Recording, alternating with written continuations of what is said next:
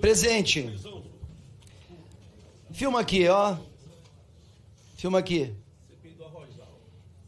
Ministro Fávaro, trabalhe muito para não ter as assinaturas previstas. Porque o senhor vai cair. O senhor vai cair. Não há dúvida, escutando o senhor Neri Geller, não de suspeitas graves. Já não aconteceu na última CPI do MST, que falaram que não tinha dado resultado, mas aprovamos um projeto muito importante que enfraquece esse movimento criminoso? Agora, a CPI do Arrozão, do PT, vai mostrar envolvimentos politiqueiros no momento tão triste do nosso Estado. E eu começo, senhor Neri Geller, respeitando a sua presença, mas nós enxergarmos um Estado, e me preocupa o senhor sendo gaúcho, um Estado que o senhor sabe o que nós estamos passando. O senhor sabe. E a gente vê comentários de parlamentares de esquerda dizendo: esqueçam o dinheiro a fundo perdido, esqueçam juros fixos, isso é oportunismo. Oportunismo! Oportunismo na maior catástrofe climática do Brasil. E eu lembro que este governo já deu dinheiro a fundo perdido a outros países. Eu lembro que esse ex-presidiário já emprestou recursos a juros fixos para outros países. Eu lembro que o Brasil já perdoou dívidas bilionárias de outros países que tiveram crises humanitárias. E a gente vê empresas, Queijo Minas, sorveteria, locação de veículos e máquinas, fabricação de sucos. Tá de sacanagem. E aí o senhor confirma, inclusive escutando a Farsul, que nós tínhamos arroz, deputado, nós tínhamos arroz, nós temos arroz. É algo assim, de uma politicagem tamanha.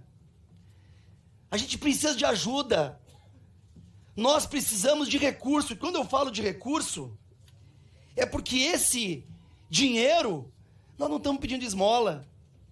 O senhor mesmo sabe o quanto o Rio Grande do Sul contribui com o dinheiro e recebe menos do que ele contribui. Nós damos mais de 50 bi para receber 13 ou 14. Será que esse governo não entende que não são deputados de oposição, deputados do agro? Tá lá. Como é que o Rio Grande do Sul vai superar esse momento sem ajuda?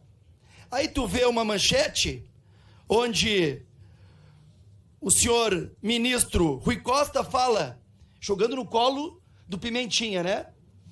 Ministro da Casa Civil informou ao colega gaúcho que não há dinheiro para reforma de casas e aluguel social. Mas ele está lá divulgando que vai fazer tudo isso. Aí o senhor vê os gaúchos, os produtores gaúchos, que dependem dessa compra, serem traídos, trabalhando com arroz asiático, que inclusive foi feito pesquisas, poderia ter aí pesticidas, que não podem ser utilizados no nosso país.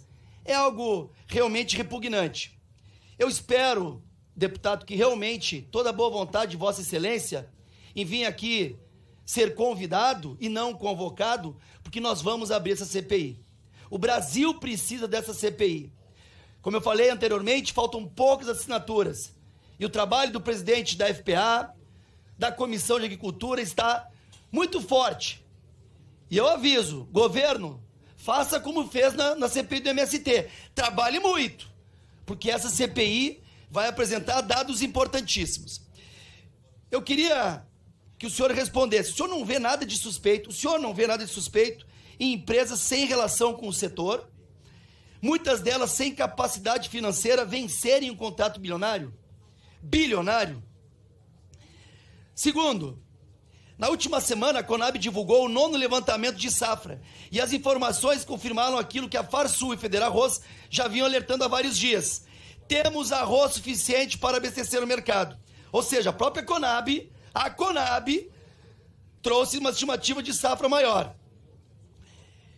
A pergunta, o senhor acredita que possa ter havido fraude na divulgação do levantamento da safra por parte da Conab, como forma de justificar a realização do leilão, já que falavam especulação, falam bonito pra caramba, especulação. Vem cá, não tem telefone no governo federal que não poderia ligar lá para Feder Arroz? O senhor mesmo disse da sua relação, e eu respeito muito o senhor ter essa ligação com o agro, mas falar com a Farsul, que em vários momentos está dizendo que não foi escutada, a própria Feder Arroz, para sair abrindo leilão de empresas de queijo. Então, queria saber se Vossa Excelência, e também, sei que é delicado, o senhor teria pedido ao Robson que abrisse uma bolsa de mercadorias no Mato Grosso? Acredito que não.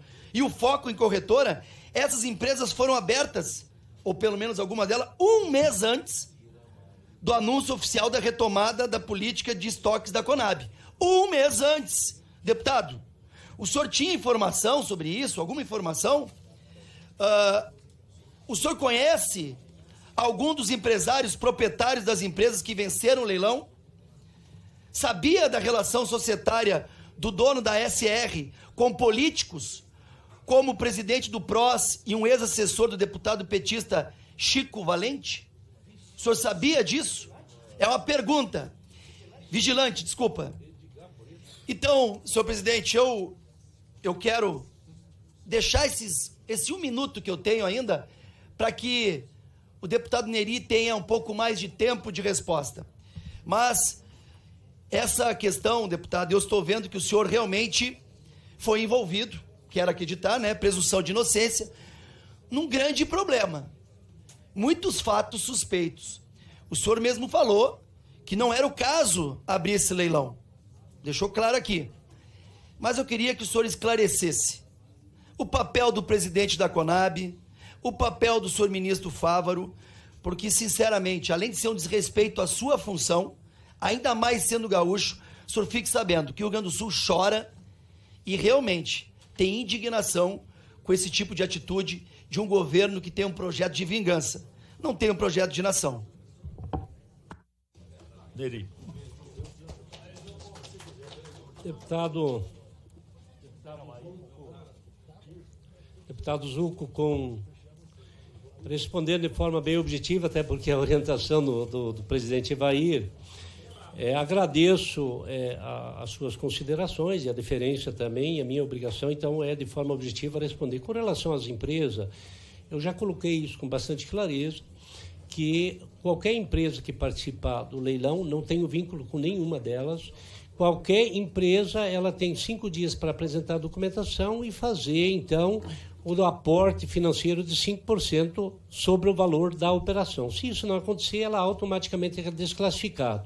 Se nos 90 dias ela fizer a operação e tiver certificação no embarque do produto lá fora, a certificação, certificado pela Conab, inclusive, ou então empresa eventualmente credenciada pela Conab, faz a certificação, traz a importação. Chegando aqui, o arroz, nesse caso, seria depositado e aí seria, então, checado as embalagens, o volume, se estaria tudo correto. Daí, então, depois de dentro de um armazém da Conab ou credenciada para a Conab, que o recurso seria desembolsado pelo governo, nesse caso, pela Conab.